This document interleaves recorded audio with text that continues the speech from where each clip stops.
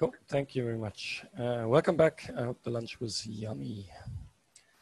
So we left off where I introduced you to the watching functionality of MapView, where you basically don't have to worry about calling MapView anymore, even. So to finish that first slot off, I want to show you a few additional functions that I think are quite useful. First one is actually one that is used quite a bit by a lot of people, and that is called Mapshot, which basically allows you to save your maps either as HTML documents or as PNGs or JPEG static files. So if you need a map representation in a static document, you can do that with Mapshot too. One disclaimer I have to say is that the Mapshot functionality does not work with FGB yet, and I'm not sure whether it ever will. I hope it will, but there's some technical details about this that we cannot use it that way at the moment. That's why I'm setting my options to false, just to be on the safe side, make sure everything works fine. So if I create any map with MapView or even Leaflet or Mapshot, I think should even work for any and all HTML widget-based visualizations that are out there. So in the viewer, I just get the normal map view. I can call a function called Mapshot, which is basically an adaptation of the WebShot package function that does two things. It's a wrapper around save widget to allow you to save HTML content, and then also a wrapper around WebShot, which basically then takes a screenshot of the content of the HTML page and converts that into a PNG image. So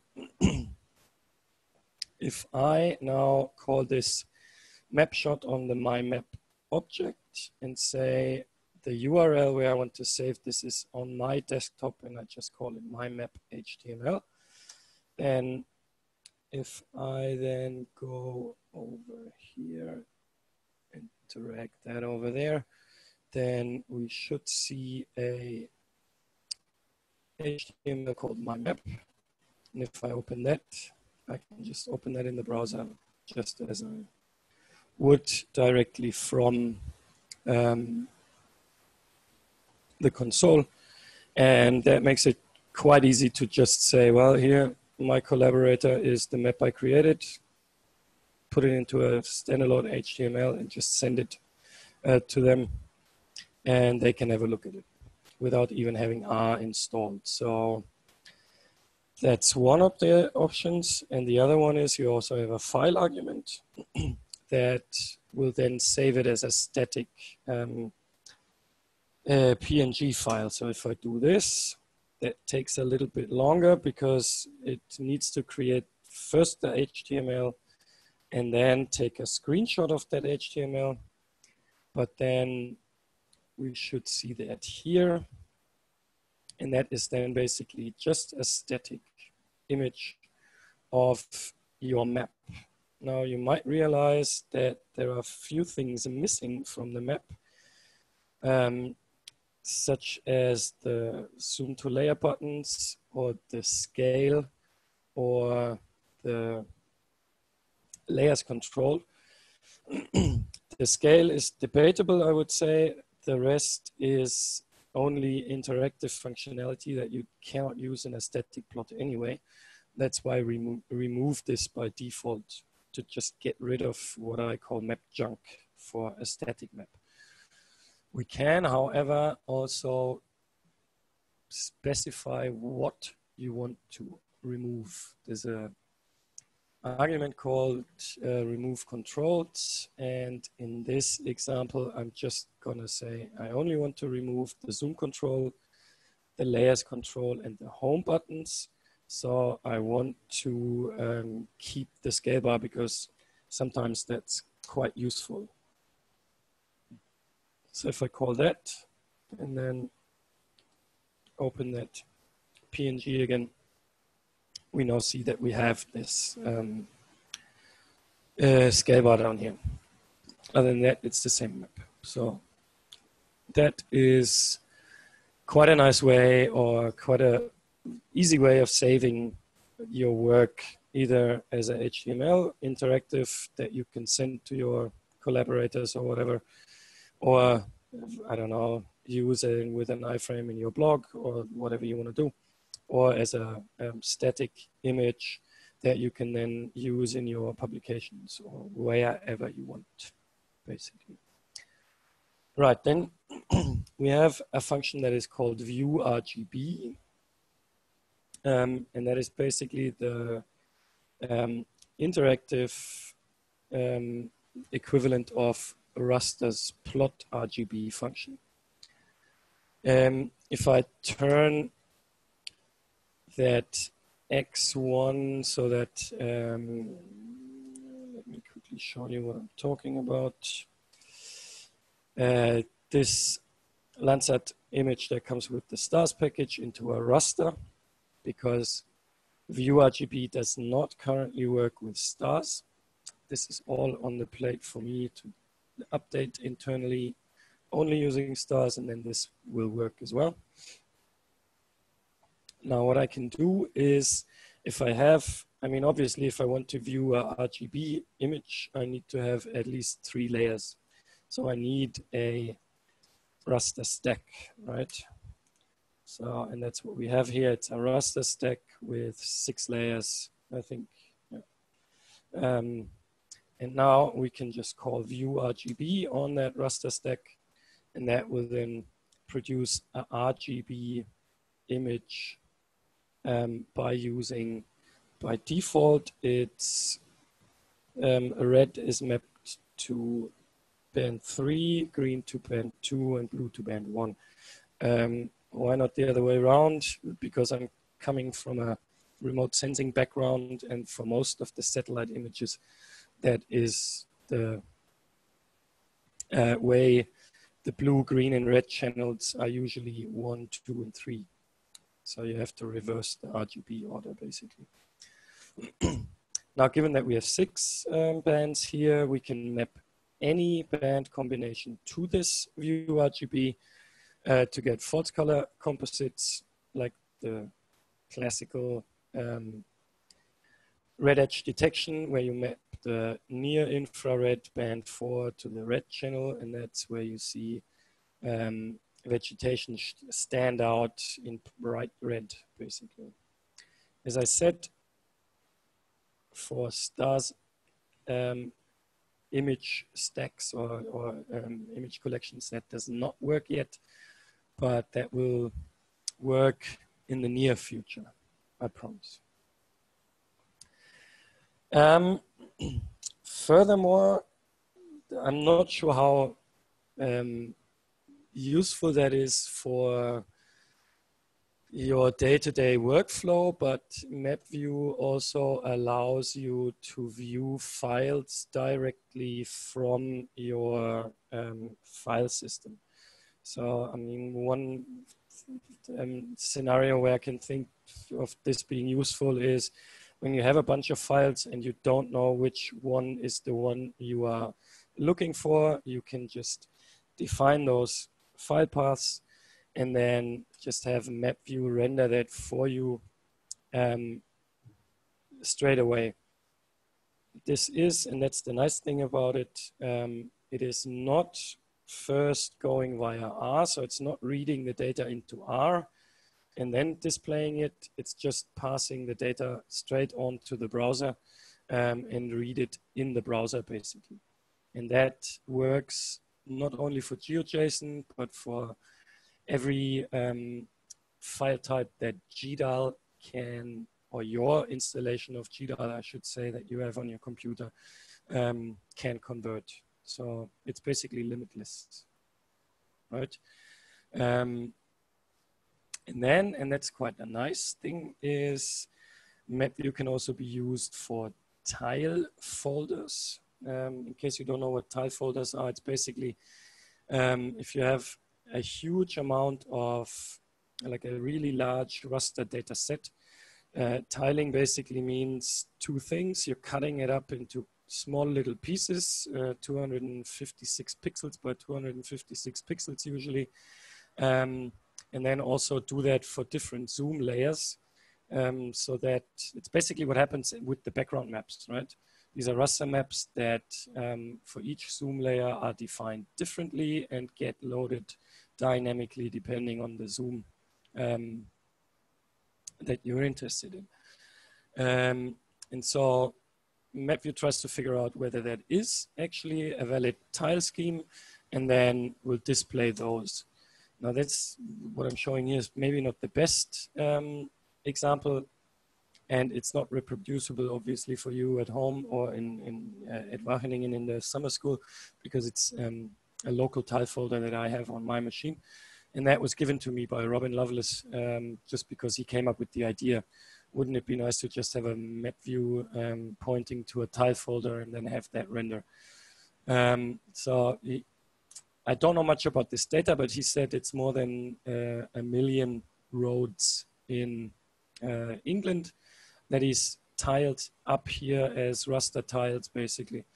And so you see that it's very easy to work with this or visualize this. It's very reactive. It works quite well. Now, this specific layer is defined because you always can select until which zoom level you want to tile your data. And this one has been tiled up to zoom levels of 12. So if we zoom in further, there's no imagery to be shown because that zoom level tile folder does not exist. But that is something you can create yourself. There is a GDAL command that is actually called GDAL to tiles, I think, that you can invoke from your command line and create these tiles yourself, and then can just view them with MapView by just pointing to the high level folder of the hierarchy. All right, these are the few functions that are like addition, and in addition to MapView, basically there that not many people know about, but I find quite useful in different scenarios. Now, I'd like to showcase a little bit how well we can these days view large data in the browser. And I have to say first, all the credit here is not on me or for me. It's basically a guy called Robert Plummer who sits in the US, and he came up with a leaflet JavaScript add-on that he calls leaflet GLify. So basically it turns the data into WebGL data and then renders those. And that just means it's highly performant and can digest large amounts of data. For that, I'm gonna again load all these packages, even if I don't need to. And then with MapView, we can leverage this power just by setting the platform via the options to leave GL. That's the way to do this. So if I now go MapView options, you will see that the platform we are using is now called LeafGL and not leaflet anymore. So, I mean, the platform itself is still leaflet. It's just the rendering engine that is used is not leaflet anymore, basically.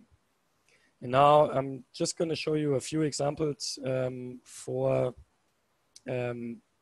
just showcasing how well this will behave. We're creating 500,000 points and convert those to SF data. So we have 500,000, well, if I can find the right keys. So we have 500,000 SF points just randomly distributed because it's just a randomly random location somewhere over Europe. And if we now call map view on this large object when we are using the platform LeafGL, then this will still take a while. And that is something for me to figure out in the future how I can speed this up, but it's acceptable in my opinion. And once it's rendered, the map just behaves really nicely. I mean, there's no difference when it comes to scrolling and zooming and all of this as compared to only a few hundred points with standard leaflet. The rest stays the same. You can switch the layer on and off. You can zoom to the layer. You always get the mouse coordinates with MapView. And you can even query the points for their attributes. So this is just the same, basically. You see that it's not quite the same because the pop-ups look a bit different, but that is something that I have messed up with the last C-Run release, which will be resolved soon, I hope. Using that with polygons is the same thing. I'm just going to turn these points now into a grid of, I don't even know, I think it's 700 by 700 then grid cells that we are creating for the B box of that whole thing here. That takes a bit, but in the end we'll have something like, I don't know, 100 more, bit more than 100 polygons. 100,000, sorry, not 100. 100 wouldn't be a problem for leaflet either. But we'll see that shortly. And then we can render those just as nicely as we can with the points. And it's really a pleasure to work with. So here we go. We do have, yeah, just under 110,000 polygons. Normal leaflet would just trip over itself and just say, nah, I can't render this. If you do this in our studio, maybe your studio would crash. If you do it in the browser, it would just say, nah, sorry, I'm not doing this. But with this LeafGL option, you can easily view that amount of data in that quite nicely. So, and now, given that it's showing this blank page for a while, that's when it's reading basically all the data into the browser. That's where I think it would be so nice to have this combination of flat GeoBuff streaming onto the LeafGL rendering engine, because then we'd have instantaneous displaying of the features that stream onto the map, but are still very responsive, and you can, it's just really a nice pleasure to work with. So basically we've just turned our data into a grid, and these are not raster, this is not a raster grid, this is a vector grid, right? So polygons, basically. Same thing here. For lines, it's exactly the same.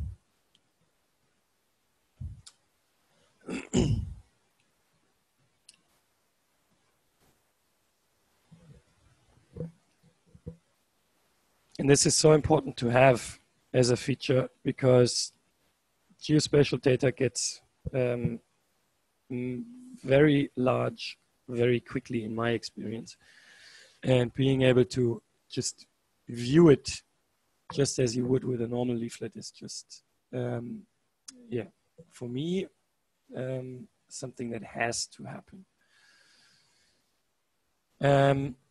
You can, just as before, add layers together just using the plus. I'm now suppressing the viewer just because I think sometimes RStudio can be a bit tricky, because as I said, it's basically a browser within a browser, And you have to realize or keep in mind that all of this JavaScript that is basically used by these HTML widget-based packages like Leaflet or Plotly or MapView, or there's hundreds of them out there. All of this JavaScript code that is behind these packages is written for the browser. And it's not written for a browser in a browser, because that just makes things a little bit more complicated. I mean, it behaves okay or nicely most of the time, but sometimes your session can crash. That's why if you work with large data a lot and need to refresh your view very frequently, I'd always advise people to just say viewer suppress is true and just go to the browser directly, because that's what it's written for. So here we now have all the points overlaid over all the polygons. So that means not only are the points there, but the polygons. So Leaflet would trip over itself for any of those layers, and with LeafGL we can handle these layers easily. Right? I mean, there's no latency when you interact with that map, really. I mean, these are pretty basic examples. More of a applied example is maybe something like this, where you now do an intersect between the grids and the points to figure out how many points lie within a certain grid. I mean, that's something that Madeleine Nussbaum this morning talked about, to figure out stratified sampling and all that kind of stuff. And we can now then just visualize that interactively and have a look at that quite quickly. I mean, it's not as quick as native Leaflet with small data sets, but in the end, this is what you get. And keep in mind, this is not a raster data set. These are polygons, right? You can query each of these polygons and get the information that lies behind it.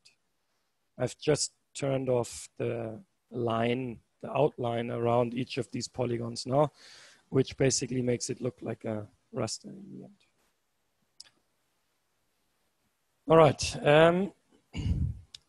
So much for vector data. So LeafGL is the platform you want to use for large vector data. Raster data is a different story, but as I said, we have this new rendering engine that is called GeoRaster Layer for Leaflet, I think, in its original JavaScript plugin name, that we've just included in MapView to use. And now let's test how well this actually behaves with not extremely large data, but a largish raster data. For that, I'm going to download 2 files from the CHIRPS archive. That's the Climate Hazard Institute for whatever, I don't know. It's basically daily rainfall data between 50 degrees north and 50 degrees south, or 40 degrees north and 40 degrees south, at a resolution of, I think, 0.25 degrees. So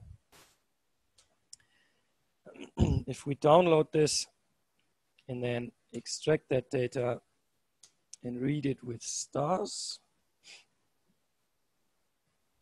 then we have a data set that basically looks like this. We have NA values depicted as minus 9,999 because one thing that the CHIRPS data has is it's only available over the continents. So there's no measurements over water, and that's where you get all these NA values, which are coded as minus 9999. And so we need to get rid of those basically, because otherwise we have a highly skewed data set, because most of the pixels will be NAs, or in that case minus 9999, and then you have really hard, like hardcore rainfall somewhere where you have a maximum of 1,000 millimeters or something a day, right? So in that case, you wouldn't see anything, because as I said, values or colors get mapped to values in a linear fashion by default. So that's why here I do nothing else than basically set every value in this data set that is smaller or equal to 0 to NA, because then in MapView, I don't have a argument that lets you specify the NA value. That might happen at some stage. At the moment, we only have an argument that lets you specify the NA color, and that expects NA values. Because we're coming from R, and that's the R way of representing data that is not there. Right, if I do that now, then you get a warning, or basically a message saying that your data is too large and we're going to downsample it, but that is a message that is still there, but is pretty much obsolete now. Because what happens is this, basically. Now you see, this is global rain data between, yes, 50 north and 50 south. Yeah. And that looks like not much of a large data set, because the pixels are very large, right? But that is due to the fact that this rendering engine that displays this stuff in the browser does on-the-fly resampling of the pixels just using a simple nearest neighbor interpolation, depending on the zoom level. We're at the zoom level of 2 here. So if we zoom in, maybe here's something going on. So if I zoom in here, you see that this gets redrawn at a higher resolution. So if we zoom in even further, it gets drawn at an even higher resolution. And at some stage, you're hitting the native resolution, and then nothing much happens anymore. But believe me, if you want to show this kind of data just using normal leaflet, that just wouldn't work. It wouldn't be possible. Okay, so this is basically every pixel of rain that fell on the 30th of June 2020, according to that data set.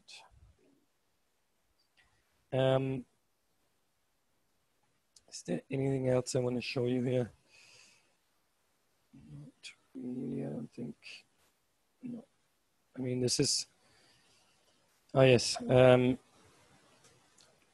just to figure out how many pixels we have here. This is 14 million pixels basically that we have here. So it's not extremely large, but it's still not a small data set, right? Now I'm going to download the one from, I think, the day before, if I'm not mistaken. So yeah, the 29th of June 2020. Do the same thing, and then I can again use that compare or over operator or whatever you want to call it.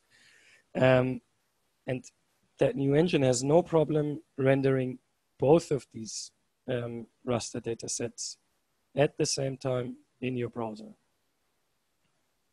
And that, I think, is quite useful for comparing, I don't know, land use classes from 10 years ago to now, or as we do here with the rainfall. So you basically see that you get these two images now in the browser, and it just behaves quite nicely and is very usable in the end. as I say, this is still very much work in progress, but given that we have this rendering engine where we basically already do all the color mapping in JavaScript, there's no way why we couldn't be able to say, well, let's load 2 layers and just do a calculation of those 2 layers on the fly. At the moment, we're not doing any calculations in the background here in the browser, but I'm fairly sure it's possible, or I'm 100% certain it's possible, to be able at some stage to get MapView supplied with 2 raster data sets, and then specify, for example, how to calculate the NDVI or whatever of these 2 raster layers. And then MapView doesn't have to do anything but pass those to the browser, and the rest happens in the browser as we requested, because at the moment this would calculate any calculation on the pixel sizes that you see here, and it would not have to do anything else. If we do this on the R side, on the raw raster data, we have to do this for every pixel, and that is quite a hefty calculation. I mean, for the NDVI, it's not that hefty, but there could be more complicated calculations that we want to do, and this enables us to offload that work to the browser in a sensible way that it only does it on the pixel sizes that are actually visible.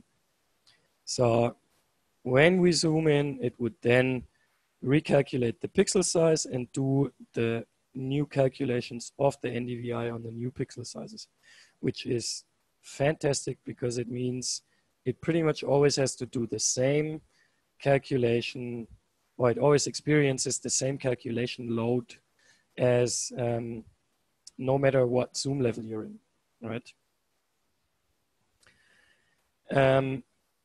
I've tried to push this as far as I can, and I think I came with the laptop that I have. I mean, this is highly dependent on the hardware that you have. If you have a full-blown gaming computer with lots of GPU and hardware acceleration, I think this would be, you can push this a bit further than me, but I think if it comes to 1 layer, I could go up to something like close to 30 million pixels that I could visualize this way.